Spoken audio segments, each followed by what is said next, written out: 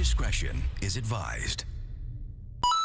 The internet is not the Library of Alexandria. That would imply that it's possible to curate and categorize all the information it provides. As a matter of fact, the internet seems pretty opposed to the truth, especially these days, but generative AI death spiral aside, the internet is an untamable monster made of information that you can access with a handheld device in your pocket. It's a portal to constant social consciousness that keeps you aware of everything, whether you want to be or not. No corner of the world is untouched by it, and like the world, it's not a safe place to be. There are some places that you can carve out for yourself so that they are safe for you. Your room, your house, your car. You can find your own communities you feel safe with, whether it be with like-minded people or a more diverse group with similar hobbies or interests. However, this takes a lot of work. Making your space anywhere takes time and work. Think of it like decorating your apartment.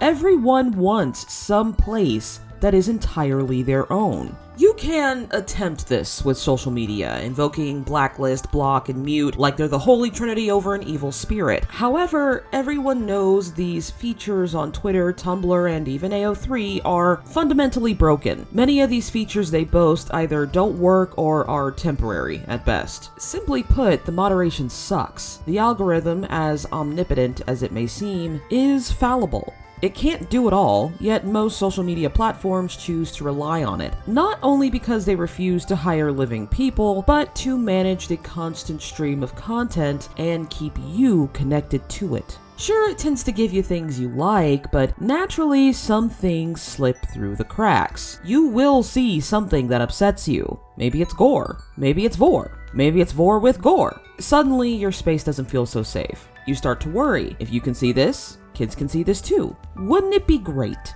if there was a way for someone to do it for you? A way to keep all the bad stuff off your feed and the people who made it away from you. Away from the children. Someone must think of the children. They're so impressionable after all. Video platforms like Instagram, TikTok, and YouTube have tried to keep these things from impressionable eyes by suppressing content that contains all manner of death, assault, and sexuality, which sounds good on the surface. Protecting the children always sounds good because they're easy to defend. Pastor David Barnhart said it the best. They're a convenient group of people to advocate for. They never make demands of you. They are morally uncomplicated. Unlike the incarcerated, addicted, or the chronically poor, they don't resent your condescension or complain that you're not politically correct. The whole quote is specifically about the pro-life movement and unborn children, but I still think it applies.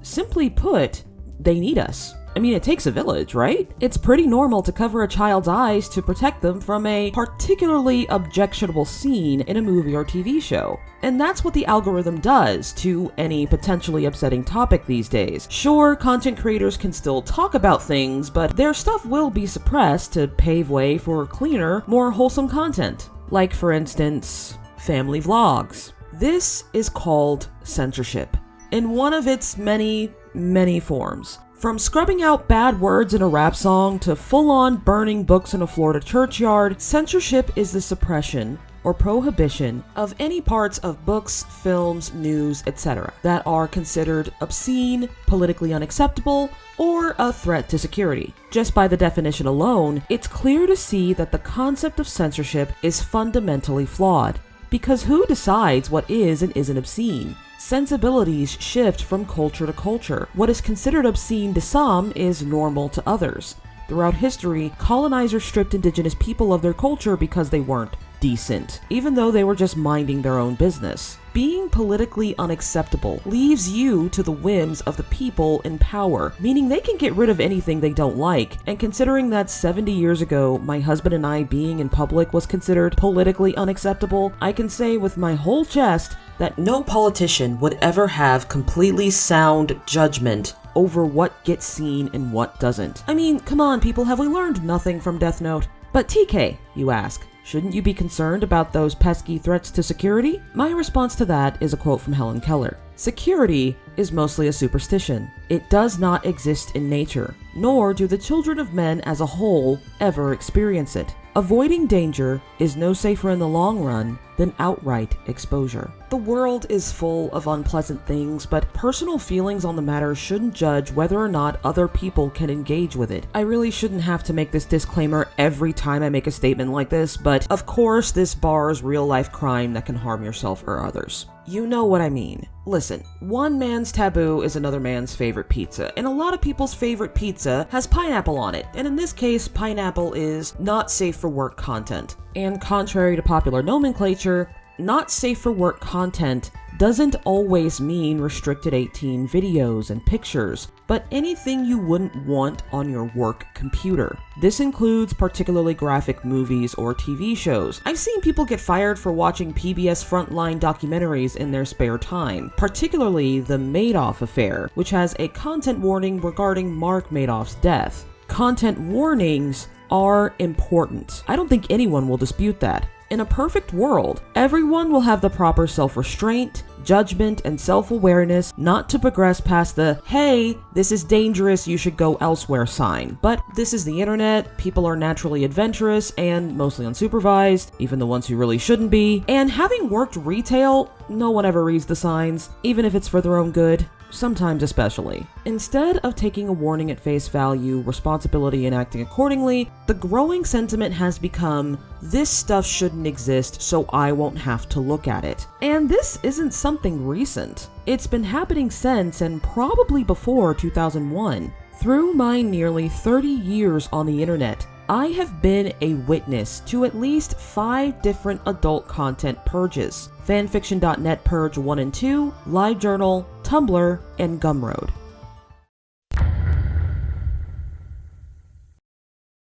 I found fanfiction.net at the ripe old age of 11, the middle of 6th grade specifically, and it was a far cry from what it is now, which I was able to pull thanks to the Wayback Machine. I remember it looking much better, honestly, but at the time most small websites looked like this, but with music you couldn't mute and customizable cursors that gave you viruses when you tried to download them. Most of you remember the 2012 content purge as it put AO3 on the map for fan content, but very few remember the first purge. These days, people remember fanfiction.net for their rating system that mirrors the rating system for video games, K through M, but before they used the movie rating system, G through R, and the rarely used NC-17. Any story rated NC-17 came with an "Are you sure?" prompt, then you were free to enjoy whatever debauchery floats your boat. As a young, unsupervised middle schooler on this site, I don't think I was ever really tempted to read these stories. I didn't want to read anything about graphic sex and violence. I just wanted something that was similar to the cartoons that I was watching. I think I was more traumatized by The Crow. Of course, this site and many others that catered to fans weren't without their controversies, being constantly beleaguered by artists like Anne Rice and Terry Goodkind, who even went so far as threatening to sue individual fans. While they dropped plenty of legal jargon on paper, most figured they were afraid that their trademark material was less popular than the fan work. The website's mysterious founder and avid Exiles fan Jing Lee responded by silently removing their categories from the site with little prior warning. This would become a pattern, and it left a bad taste in some older readers' mouths, stating that it showed Jing Lee can be bullied. A year later, the website's guestbook, a popular feature on websites at the time, disappeared. And before anyone could sense something was amiss, Jing Lee himself made the longest announcement on the site, making updates like moving original stories to fictionpress.net, review alerts that sent reviews straight to your email, and a huge overhaul of support services, including backup and favorites lists. However, with that came the obliteration of the NC-17 and real-person fanfiction categories, including music groups, Whose Line, Big Brother, and Survivor. Now, the internet gives tons of honestly outlandish reasons as to why this happened. The most famous being the notoriety of an NC-17 roleplay fanfiction of Daniel Radcliffe and Elijah Wood in 2002, and all the implications that entails. But having been an avid user of the site at the time, and being a person who was in the Lord of the Rings crossover category on the daily, I don't remember that at all, truly. Some say that it was triggered by the first Omegaverse fanfiction, which is about as true as the rumor that Supernatural gave birth to Omegaverse in the first place, as in, it's not true. Then, there's the more cruel rumor of Xingli and his inner circle all being misogynistic puritanical douchebags. While I personally don't approve of their actions, I don't think that's true at all. The real answer is, of course, capitalism, as always. Fanfiction.net was simply getting too big and too costly to manage alone. The website was getting bogged down, and I remember it being super laggy and slow before the big overhaul. They didn't have volunteers like AO3 or paid staff like Wattpad. So, to offset the cost, they started allowing banner ads, which come with a certain set of rules, especially back in the day when pop-up ads were a serious problem. While there is a certain amount of revulsion when it comes to real-person fanfiction, the truth is 2002 was a time where reality TV was exploding. Survivor and Big Brother fanfiction were on the rise. After getting lambasted by the likes of Rice and Goodkind, who knows what a newly crowned reality TV star, whose entire image is based on being as underhanded as possible, with no publicity training, no shame, and a lot of money could do. Although some say that keeping wrestling fanfiction is hypocritical, and I kind of agree, this caused something of a rift in the inner circle, according to this famous, or maybe infamous, article by Laura Hale. So instead of jumping through more hoops, Lee decided to kill the categories entirely. According to many perspectives, he and his team did more than their due diligence. Considering the ads landscape at the time, I do remember some pop-up ads getting through, but most of them were fairly peaceful and didn't come with loud music. So, while it was a bad situation and left a huge rift in the fanish space, the decision does make sense. Unfortunately, this shred of sound judgment didn't last. Let's fast forward to the year of 2012. The world's going to end and I decided to start culinary school. I found myself getting back into anime, video games, and martial arts movies since studying Stanislavski and Julia Faulkner failed me. I got back into fanfiction for the first time since my senior year of high school, and fanfiction.net looked different, but it didn't matter to me and I proceeded to post fanfiction like I never had before. I had a lot of free time. There was also a community and forum feature that I hadn't seen before. I used it sparingly and I'd only heard the name in passing, but I did hear it, and that name was Critics United. Now, there is some debate over how big a role Critics United played in fanfiction.net's nosedive, but fandom quality control groups, aka tattletales, are regrettably common and have actually caused some pretty massive damage before. Sources like Fanlore, Strange Aeons, and Aldana Doublecast can give you a more detailed rundown of these kinds of groups like the Literate Union, HIV Living, and Warriors for Innocence, but we're focusing on Critics United for now. Critics United's goal in the fanish space was to, and I quote, provide a place for reviewers to gather, talk, exchange details, and support each other as we all try to help the authors of this site. A mission statement immediately undercut by, we're all tired of poorly written rule-breaking fics that are swarming the website, overshadowing writing that was allowed to be posted. In other words, they're fanfiction. Like, it doesn't take a genius, come on. While I was researching for this video, I did read their entire FAQ, and it really just reeks of high school mean girl. Listen to some of these. Can't you be nicer in reviews? Not all of us leave harsh reviews. Some review according to the situation, not just copy and paste the same review. Pro tip, you can usually confirm an accusation is correct when the accused brings up an entirely unrelated complaint. Some members do copy and paste reviews for some types of violations. It makes it less personal and more detached. It must also be taken into account that an author has most likely lashed out at a member at some point. We don't feel the need to be as kind in reviews. Even then, the only reviews you will see from us here in the forum is from rule breakers or those in help topics. Why doesn't CU just report a story and not review them? It is completely unfair to come onto the site and find your story has been removed and you have no idea why. Every author has the right to know they're in violation and be given the opportunity to fix it. CU provides that opportunity. I mean, how saintly, right? There are many independent critics and other movements who don't warn people that their story is getting reported. We do. And when it's removed, the author knows exactly why it happened.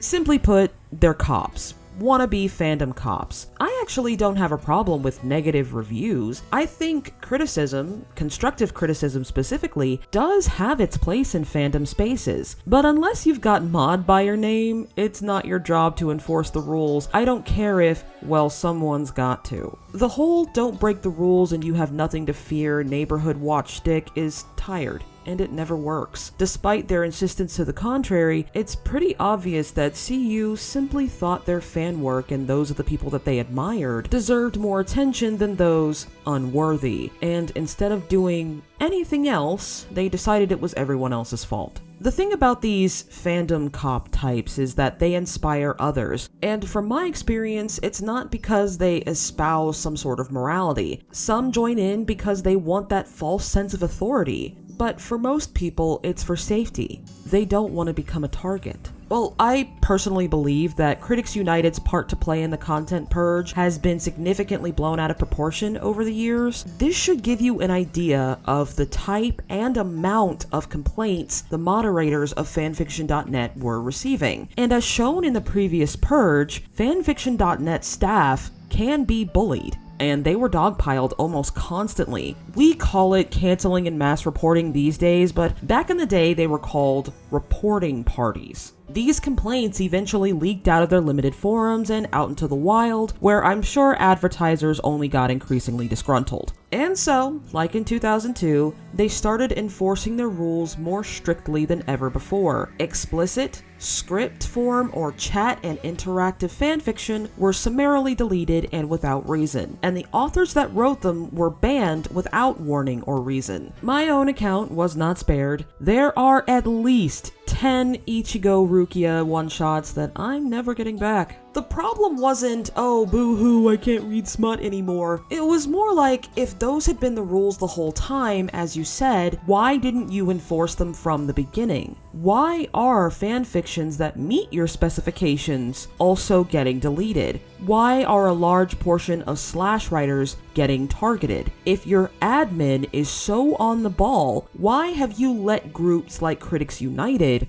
run rampant this whole time? Most speculate that they needed the traffic and rated content provided because they were broke. Others say that a new wave of puritanical fans were trying to tailor the site to their liking and bullying the admins to get it. I mean, it could be a mixture of those things, sure, but remember, this was also during a huge explosion of fanfiction exposure, what with 50 Shades of Grey and Twilight, and the site just couldn't handle the amount of troll fix and complaining, so they just capitulated. As a result, they cut off the one group they figured it would need the least, or perhaps liked the least. While there was a lot of dissent, including columns and petitions over both content purges, nothing really changed, and this is a pattern you'll see through each one. But I found this one to be notable because fanfiction.net tried so hard to strike an authoritative pose after being summarily pushed around. After 2012, a lot of writers abandoned fanfiction.net. It was kind of a dumpster fire anyway, with all the interpersonal drama thanks to the forum feature. Most left for AO3, others went back to LiveJournal, which unfortunately had a much bigger, much scarier problem to deal with. Now, back in the day, I was about waist deep into LiveJournal. Not for any of the fan spaces it was known for, like the book series that shall not be named, but for Sims 2. I really loved Strangetown. Particularly Strangetown Here We Come by LiveJournal user Strange Tomato, who's still around, if I recall correctly. Would it be too niche to do a retrospective on that? Let me know, cause I'll do it. Don't test me. I digress. LiveJournal was sort of like Tumblr without the reblogs, and most of them were extremely specific to their fandom. It was really the only fanish space I bothered with during college, except for maybe Gaia Online, but as my interest in other video games grew, I started sort of drifting away from Sims 2 and LiveJournal, until about 2017. While LiveJournal was originally created by an American programming team called Donga Interactive, Six Apart bought it in 2005, then sold it to Sup Media, a media company that operates out of Moscow. And from about 2009 to 2016, LiveJournal servers were slowly relocated to Russia. With the pervasive nature of the 24-hour news cycle, we already know where this is going. Russia's then and current leader isn't exactly known for his kind and open-hearted nature, and has been on the warpath against any social, political, or economic opposition since he rose to power. This includes media outlet anonymity,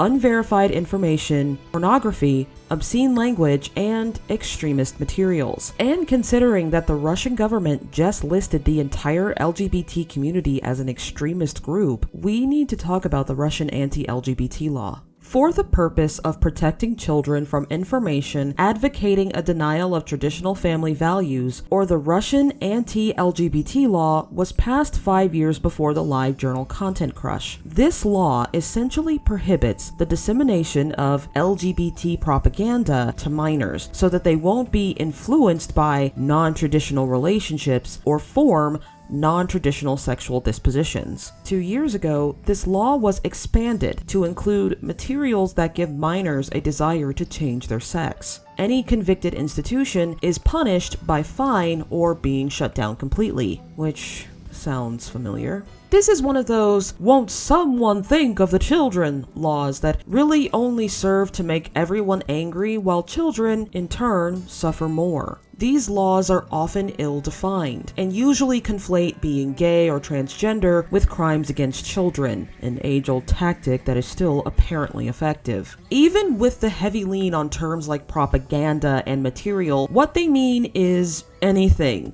that can be perceived as remotely objectionable. Books, TV shows, and video games, even Metopia is rated R18. This lends itself to increased scrutiny, not just on self-expression, but everyday life. Because how are LGBT adults supposed to raise their children if they are under suspicion of influencing them to homosexuality? How are single parents like widows and widowers supposed to cope when they're a non-traditional household? These kinds of laws usually embolden hate crimes from those who want to go full vigilante, and those people end up targeting people who are weaker and smaller than them, which often end up being children. Last I checked, constant unwanted attention, the threat of violence, and not being able to read or watch what you want because heaven help ya, it might be a little too gay, according to a group of circus clowns that you've never met. I'm editorializing at this point, but the fact of the matter is, while laws like these always sound good because they talk about parent choice and privacy, they're actually very invasive and controlling, focused on cowing dissenters while distracting their supporters with a target so they won't ask questions about more important things.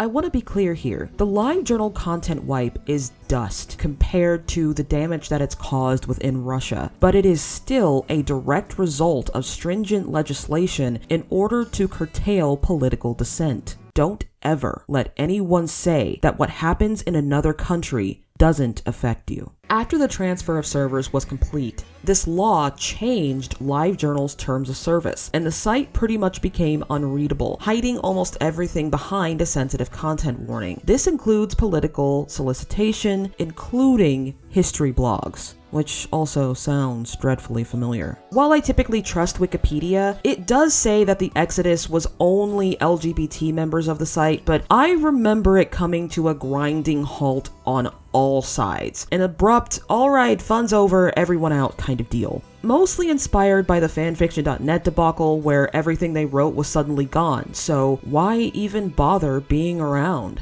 Many were also afraid of being unfairly targeted, and as a black writer who writes plenty of queer characters, I panic deleted my LiveJournal and got the hell out of there, because I found out the hard way that writing about racial divides I dealt with in college was considered political extremism, and if you check my Pride and Prejudice video, you'll see that people still very much think it is. Still, I saw a lot of old LiveJournal simmers finally make the transition to Tumblr, only to get stabbed in the back the very next year.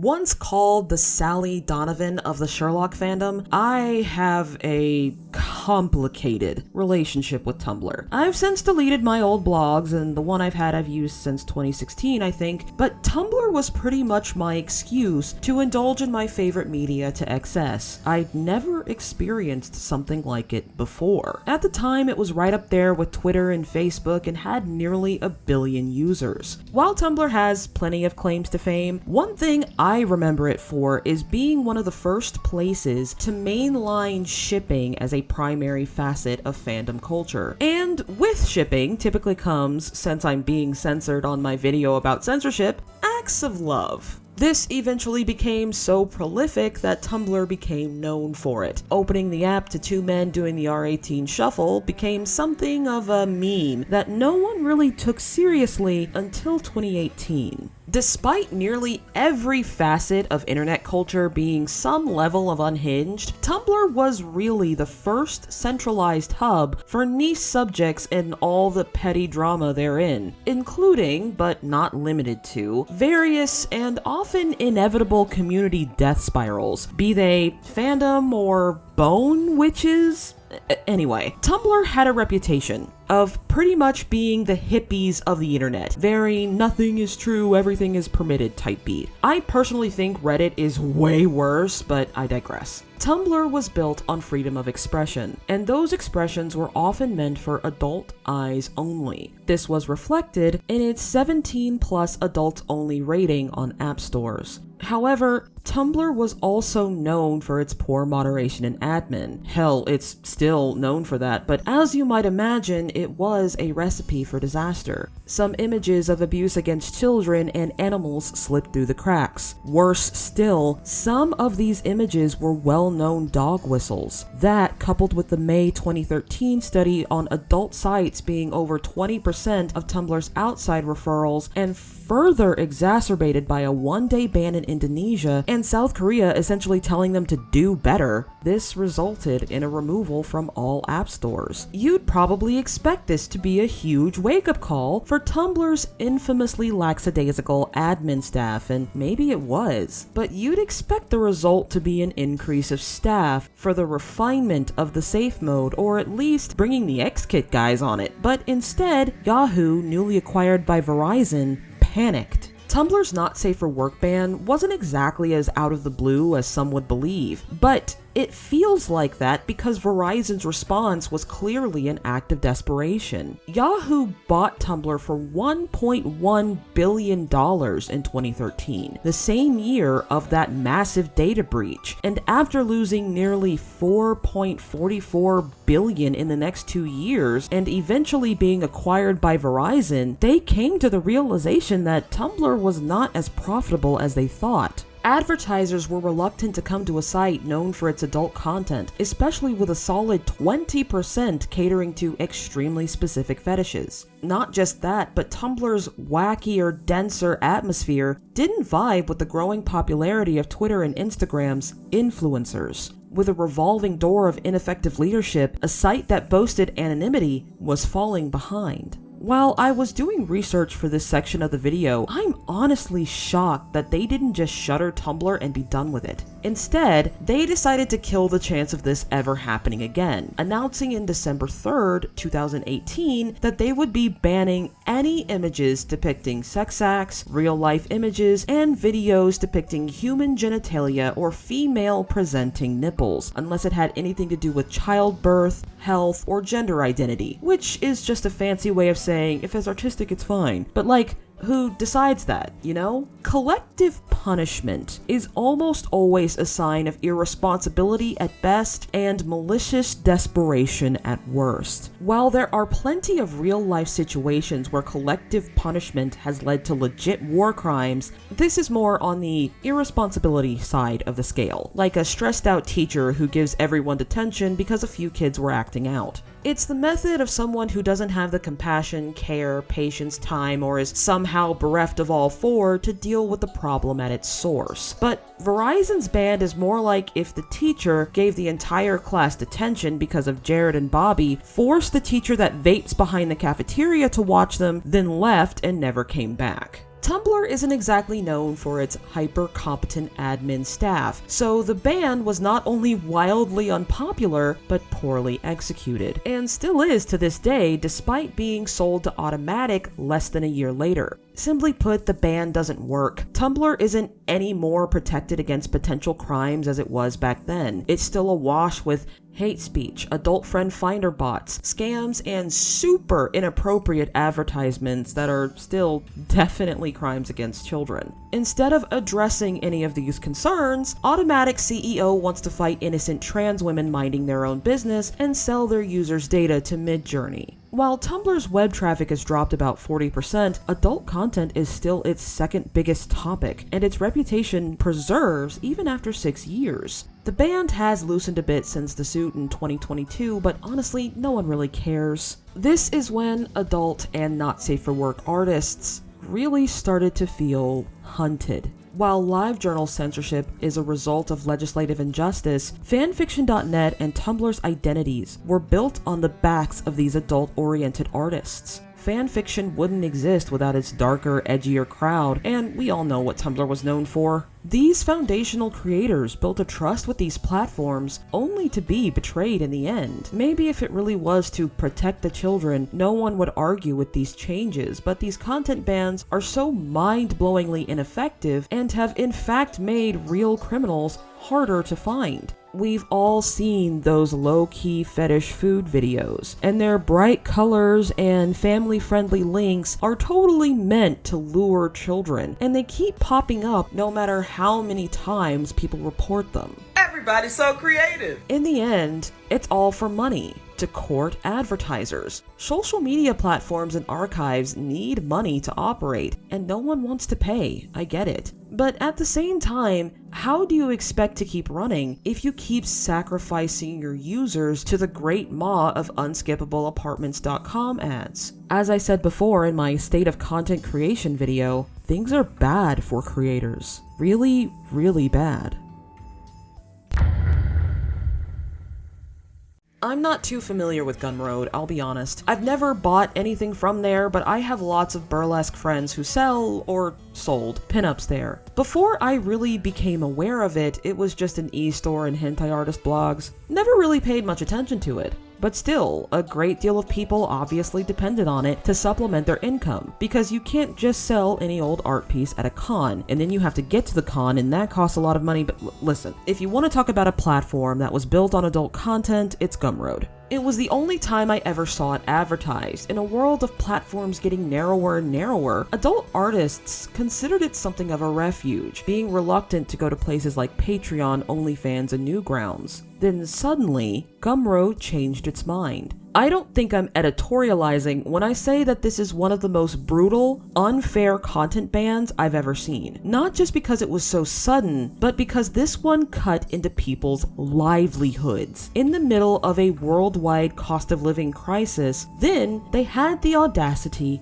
to brag about it. Gumroad was created by Sahil Lavingia, who, through crowdfunding and pure tenacity, made it into the e-commerce hub for more subversive works of art from music to software. While I was researching, I wondered if Lavingia ever intended for Gumroad to have the reputation it did, and considering that he launched it on Hacker News, I'm gonna go ahead and say yes. Yes, he did. In an interview he did with bootstrappedfounder.com on 2022's price increase, he said this. And it's always been like an open question for me because Gumroad has always been this weird service, frankly, right? It has a weird name. It's sort of not built for a very specific thing. So it ends up, we kind of found our way to something I think is pretty valuable. We do about $200 million in GMV a year. But as I just look back, and especially as I look forward at the next 10 years, we're headed into a very different environment, in my view, right? Where for the last 10 years, we've effectively been in a 0% interest rate environment, which has massively sort of incentivized venture capital, crowdfunding, basically sort of a focus on growth, less so profits, right? It's sort of the simple way to look at it. And so we've basically been able to avoid asking that question for the last 10 years, where I've never actually really needed to say, because Gumroad's done relatively well over time, are we too cheap? Like, we have all these customers who use Gumroad to process like $1 million a year. But basically all of that money goes straight to Stripe. We don't really make any money on that. He spends much of the interview defending his decision to suddenly and dramatically increase prices to essentially get the rising expenses of running such a thing off his back, particularly what his payment processors demand and what he pays in taxes. Is that every jurisdiction basically on planet Earth is now saying we need to collect digital sales tax. Yeah. So we have like 2 or 3 engineers who are spent building like infrastructure to deal with this stuff. His interviewer Arvid Kahl goes on to say, I think that one thing that I've really noticed in all of this, and I've been thinking about this for the last couple of years, being a person on Twitter and you with a following your size that is almost 4 times mine, which I can barely believe that I have a following the size of mine, and then it's crazier to see yours. But like the platform risk that we are all exposed to as people on social media. Now you kind of can see this also on Gumroad. Now you have to deal with the fact that Stripe may or may not do something that you have to react to. And then you have to integrate another payment provider because Stripe might not, you know, like there's so many things. Through the whole interview, LaVingia goes on to describe what is essentially a things are tough all over, deal with it approach to how he handles his customers. No one likes, I mean, I was talking to my wife and she's like, this sucks. Like, what? And it's like, I'm like, yeah, if everything was free, you know, like life would be awesome, but it just, there is this, you know, at least we're not, you know, I prefer this over like, you know, getting into a fight with a lion at least, right? Which may have been the alternative. Maybe in a perfect world he can be gentler, but things are expensive and you either get that or you don't. He also talked about his reluctance to change providers if Stripe suddenly decides to change their rules. However, I think it was more of an ultimatum, because in March of 2024, Gumroad abruptly announced that they would not be supporting explicit content anymore to conform to the policies of their payment processors, Stripe and PayPal. So much for being a subversive disruptor. I don't know how Gumroad's sales page looked before this ban, but reading this new adult content page, there's a lot of emphasis on fetishes, particularly the expansion fetish. It's mentioned a lot. Besides its incredibly condescending tone, the page also goes on to describe adult content as only sexually explicit material. Reading it up and down, it says nothing of non-sexual violence, drugs, or other disturbing images, even though those things are patently not safe for work. How is a blowjob sticker any worse than a sticker of Jason splattering a kid's brains on the side of a cabin? Also, they graciously spare cosplayers from the banhammer. Whether you object to what the seller's products are or not, the fact remains that they were pretty much abruptly fired. While they could continue to sell safe for work products, making them takes time and money that they no longer have because what was supplementing their income was taken away. After listening to that interview and researching their whole debacle, I can't say whether or not LaVingia would have banned adult content with or without Stripe and PayPal, but I can say he didn't seem to much care what was being sold as long as Gumroad got a cut. I can't speak for the man, of course, but Stripe and PayPal definitely didn't help matters. And this leaves everyone asking, why do Stripe and PayPal have so much power over them? Why are they allowed to essentially control what's being sold on websites they don't own? I've been trying to find the answer to this question. Truly I have, but the internet is so awash with op-eds and think pieces on how PayPal and Stripe are arms of the conservative government looking to control free speech. The next article says that PayPal and Stripe are the arm of the liberal agenda trying to censor conservatives. It's fucking maddening, honestly. Truly, Google has fallen so far as an information source. It's just a machine for more and more ads at this point. Back in the day, PayPal was integrated with eBay, which was, and still kind of is, the Wild West of online sales. It was also used for discrete payments, with receipts showing up in your email rather than your credit card statement where it just said PayPal or service. A desperate need for discretion and an effort to undermine it made for a disastrous mix, opening up customers to fraud, money laundering, and identity theft. If you're old enough to remember the Nigerian prince scheme, PayPal is one of the reasons it went on for so long. And once again, some might say that clearly anyone looking for discretion is doing something wrong, but we'll tackle that at the end of the video. Stripe was essentially PayPal's little brother, who watched and learned from his mistakes. So, to my knowledge, they never allowed the sale of adult content. However, they've made an exception for OnlyFans. I'm sure it has nothing to do with the fact that they're self-funded and have a value of over $2.1 billion. However, Stripe and PayPal aren't the only ones doing this. Visa and MasterCard have been known to debank sex workers, controversial performers, and all kinds of political dissenters, drawing the ire of First Amendment advocates on both sides and in several countries. They've infamously pulled their services from The Hub and places with exclusive memberships like brick-and-mortar Costco. While it's nice to think that these companies are doing their part to prevent the proliferation of law-breaking materials like crimes against children and animals, Visa says the quiet part out loud.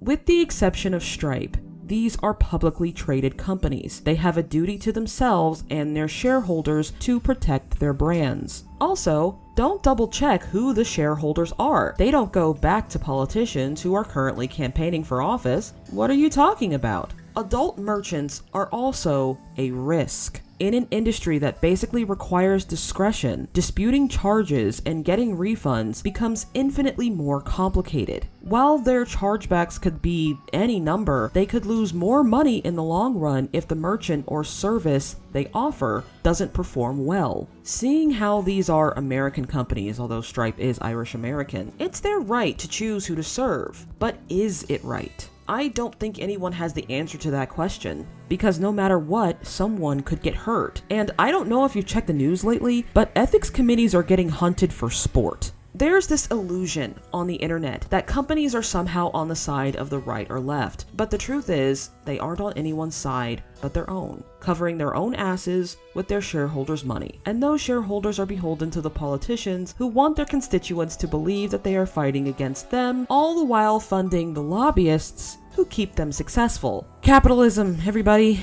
The Supreme Court sidestepped this issue more than 5 years ago, but they won't be able to avoid it forever. What we can't avoid, however, is how these bans and guidelines affect us in more insidious ways than our wallets.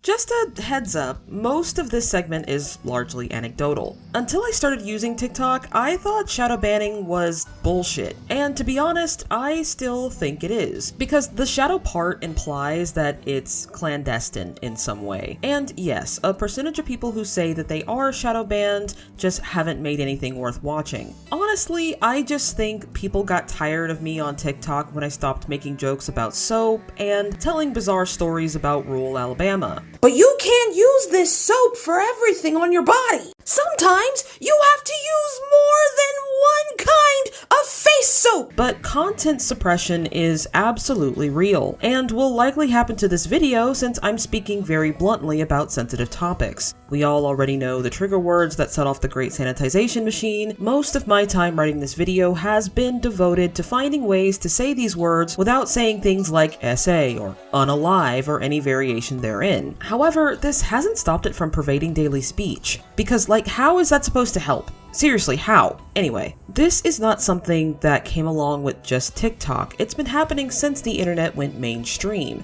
The internet is a nearly infinite source of information. Any information, which always comes with the risk of someone using that information to hurt themselves or others. From late 90s chat rooms to TikToks, lawmakers have concerns over whether or not unrestricted access to this information has caused more harm than good, which is a huge red flag, but we'll talk about that later. Ask any crime procedural circa 2002, and you would think that the internet could cast spells on your children with the way kids went from finding a chat room to committing heinous crime. And to an extent, it is true to life. It's not hard to provoke someone who's already desperate to violence, especially if they have no support system to give them perspective or will only encourage dangerous behavior. And this is something the internet itself seems to be waging war with. Back when I was in middle school and high school, there was a huge scare about ED and self-termination positive blogs and the effect it has on teenagers when they take it seriously. If you listen closely, all of these talking points get rehashed every time lawmakers call a social media mogul to the paint.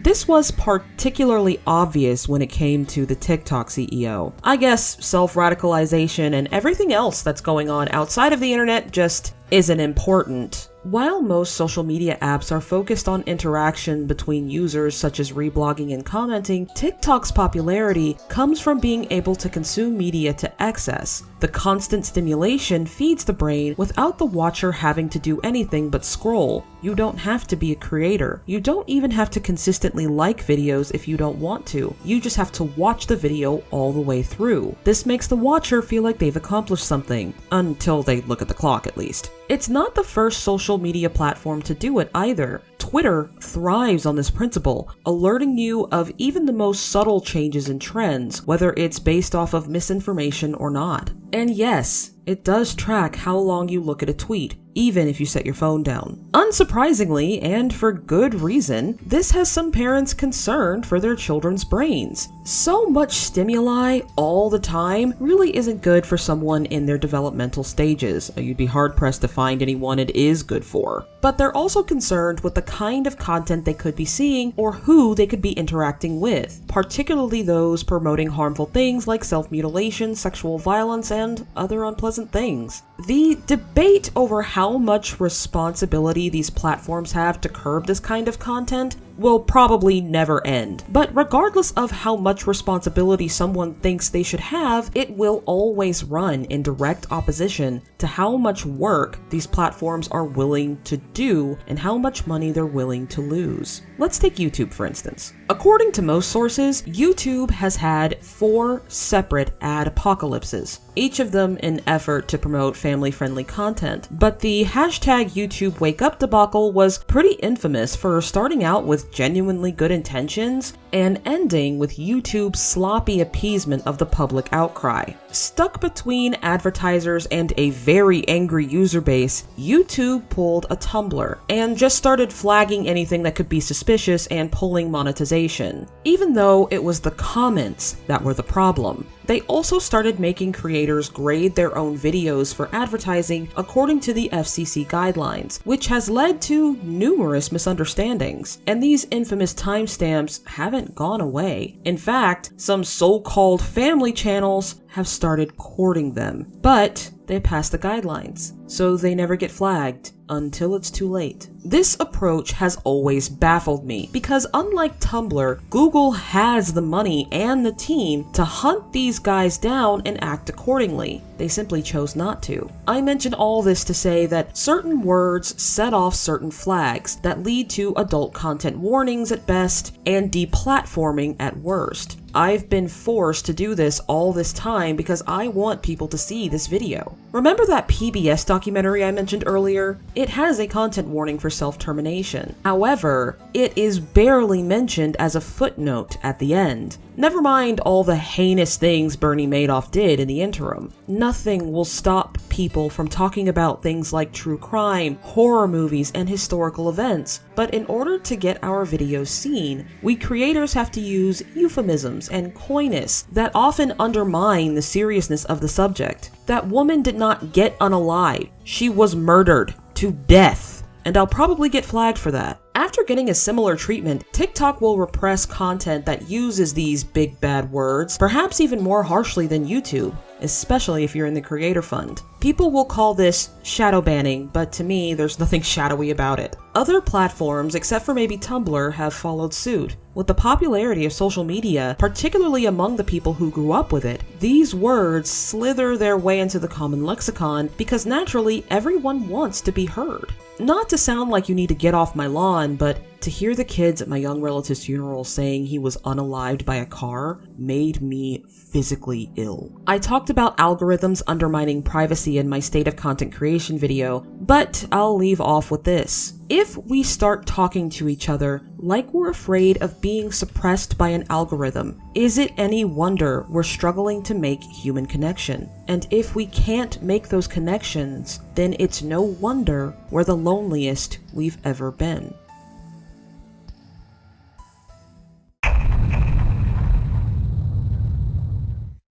So what have we learned? Fanfiction.net's adult content ban didn't come from pearl-clutching sensibilities, but from weak leadership who ended up getting bullied by a bunch of wannabe cops. I'm not on fanfiction.net much anymore, but going back to my stomping ground of Bleach fanfiction, it took me like 5 seconds to find something explicit. So their ban policy remains hilariously unclear. LiveJournal is a victim of unjust legislation. No matter how you slice it, suppressing media because you think it might endorse the idea of being gay is not only a breach of basic human rights, but impractical. It's just a tiny piece of how human rights abuses in other countries can affect everyone. Tumblr's go nuts, show nuts ethos bit them in the ass when they realized they didn't have the team, time, or money to moderate users given that kind of freedom, and ended up with a legit crime on their hands when they were already hemorrhaging money. Instead of dealing with the problem, they slammed the ban hammer down and made it someone else's problem. Tumblr is still rife with questionable adult friend finder bots and non-artistic nudity. While Gumroad built their platform on selling subversive and provocative content, they betrayed the customers that built the foundation to gird their wallets.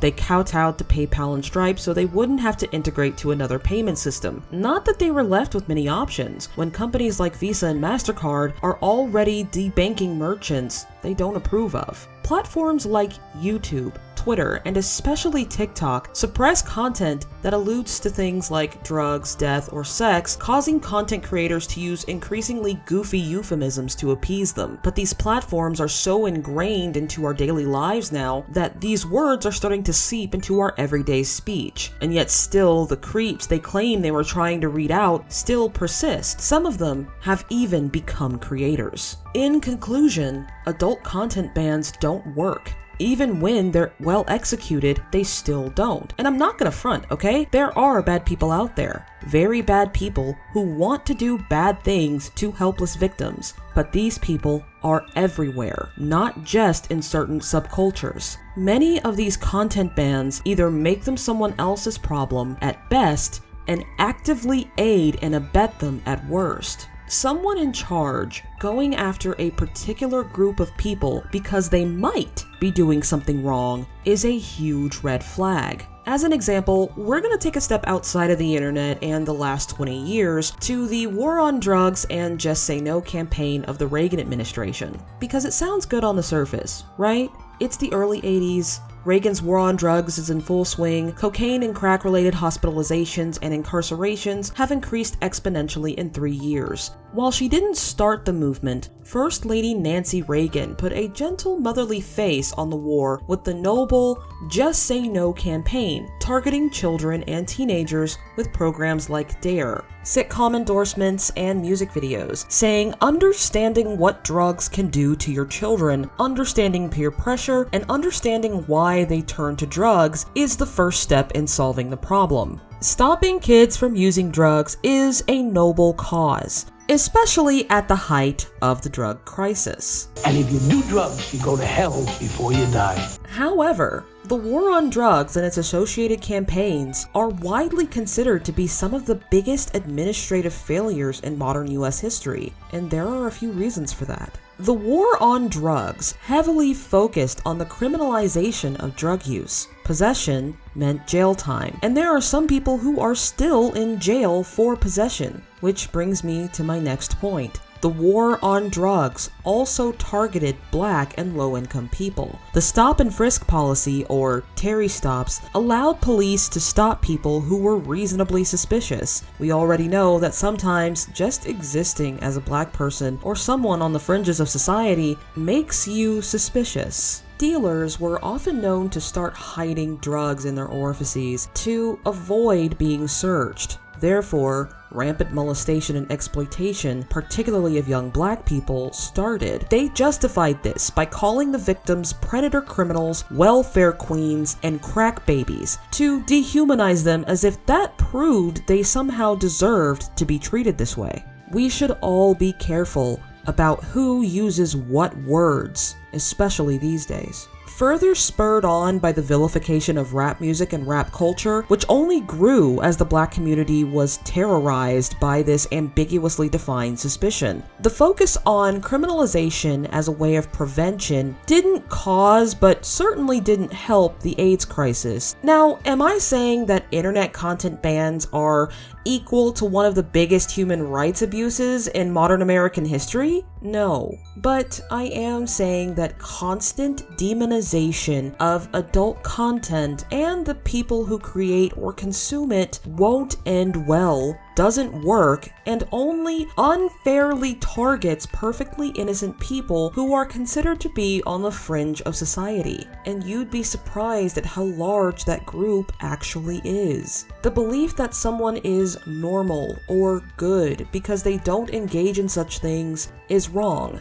Just look at the Catholic Church. And here's the thing. Compared to all the issues the world is facing right now, this does seem small, almost petty. But remember, not safe for work just doesn't mean sexy debauchery. It also involves history, news, and religion. Things you can't discuss at dinner or with your boss. But that doesn't mean that it isn't stuff that you absolutely need to know. Take LiveJournal, for instance. What happens if another politician decides that gynecological health is adult content and bars anyone under 18 from looking up anything regarding it? Meaning they can't get help for what could be a legitimate health issue. And that's not just a 1 in 5 chance. It's something that's already happening, and not just in Russia.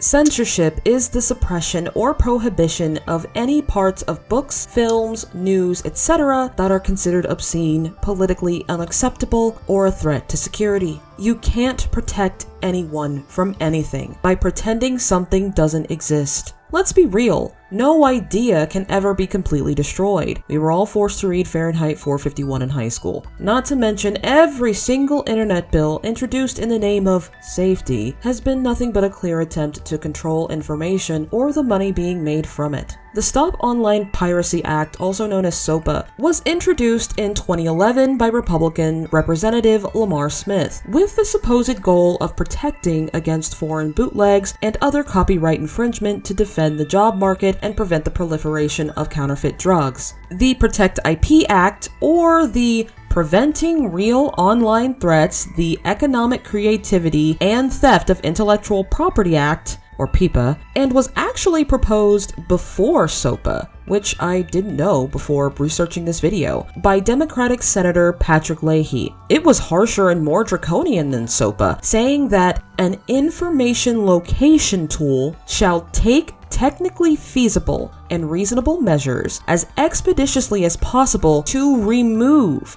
or disable access to the internet site associated with the domain name set forth in the order. In addition, it must delete all hyperlinks to the offending internet site. In other words, anyone in violation can have their domain name smited off the internet. And the bill doesn't say much about due process either. Then there's PIPA and SOPA's bitchy little sister, the Kids Online Safety Act, or KOSA, introduced by Senators Richard Blumenthal and Marsha Blackburn, Democratic and Republican respectively, in 2023, requiring platforms to limit harms, including but not limited to personalized advertising, propaganda, and access to VPNs. While it got demolished in the Senate last year, it's been given a second wind, mostly because of the recent TikTok ban introduced by Wisconsin Republican Mike Gallagher, whose biggest dono is Google, by the way, and signed by the president to protect the sale of American data to foreign actors, potentially removing the downloading of TikTok off of major platforms like Google Play and Apple Store unless its parent company ByteDance sells to an American company. Each of these bills have garnered incredible protest, and for good reason. While protecting jobs, children, and copyright sounds good on the surface, all these bills leave an incredible amount of interpretation as to what is and isn't stealing, or what is and isn't harmful. Especially when all of these senators, particularly vocal advocate of all 4 of these bills, Marsha Blackburn, has gone on record saying basic education on the civil rights movements and sex education are dangerous ideologies. In short, Censorship only sounds noble on a surface level. Any deeper, and it's a tool to control information and appease advertisers, like how Gallagher risked his family's safety to please Google. While the redactors in question might insist that it's all for the good of the people, blocking out any content that might be remotely upsetting is a violation of free speech, because the truth is mostly unpleasant. But what about fiction, you might ask? It's different from the news, and young people are inundated with ways to consume it these days. No parent can see what their child is doing all the time. Should we find some way to compensate for their curiosity? Does fiction harm people? I honestly don't know. I don't think there will ever be a simple answer to that question. Just because something isn't real doesn't mean it can't affect you. A book can make you cry, a horror movie can give you nightmares, a video game can make you angry. But in my experience, the answer is no. And not just because it's not real, and frankly, I find that answer to be very patronizing, especially if someone's emotional life is invested in a particular work of fiction. While yes, it's true, fiction can influence how people think, someone's environment, upbringing, and mental state are more influential by far. I hear a lot of times that relationships like Edward and Bella taught a bunch of young girls that if a man emotionally manipulates you, quote unquote, for your own safety, then he really loves you. While books like Twilight can enforce those ideas, yes, a lot of these same critics go on to talk about Mayer's religious background and how Mormonism affected her views on relationships and indigenous people, and how her need to please all of her readers started whatever the hell Jacob and Renesmee was. They often forget to mention how Twilight was deemed okay to read by more conservative groups because they praised the abstinence before marriage and pro-life ideals espoused in the last two books. So this series was promoted to young girls who were already in a somewhat restrictive subculture that essentially encouraged girls to fix their future husbands and tells boys that they'll suffer in silence until a girl comes along and will make everything better. So fiction affects reality, but more than anything, it reflects reality. Fictional characters aren't people, but the creators are, and they're being treated like dogs that get herded into the back of the room when guests come over. No matter what happens in reality is more important than what happens in fiction. And the reality is that the growing stigma against adult content and its ever-expanding definition is serving a more nefarious purpose. I said this in my last video, but I'm not an everything should be a free-for-all kind of person. I'm a big believer in rating systems and content warnings. There are some things that should just be off limits, and some content that should be kept away from general audiences. But that doesn't make that content inherently bad or corrupting. And the creators of said content aren't latent criminals waiting to strike. You should always be wary of someone who tries to convince you otherwise, especially if that person has some kind of political or religious power, because they will use it as a tool for collective punishment. Be they rappers in the 80s or drag queens now, they are not inherently bad or trying to target children just by existing and creating in their chosen medium.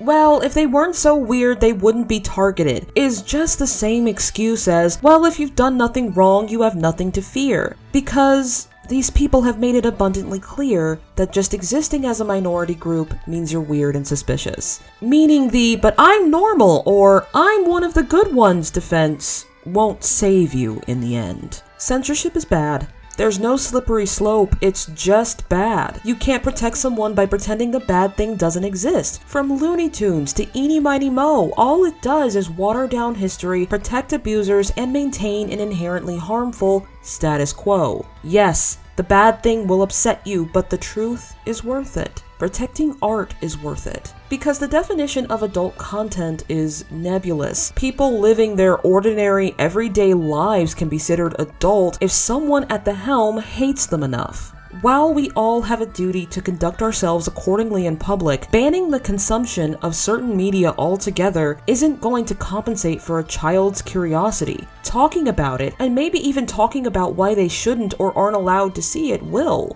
They'll be mad, but they'll get over it. They'll be just as mad if you say, well, social media is illegal now, so don't argue with me. Content and social media bans aren't protecting anyone. They take away the agency of choice for audiences and parents, and frankly, they treat us like idiots. Ask any teacher, this approach leaves children lacking actual real-life skills. From fan fiction to Twitter, all these content bans have done is make it harder for creators of any kind to get their work out there, and limited actual educational resources, forcing people to rely on things like AI and misinformation. The internet is like a mall for information. It's not, and will never be, a 100% safe place for anyone to just wander around. The only person who can decide what is best for you is you. Not PayPal, not a politician, and especially not a venture capitalist.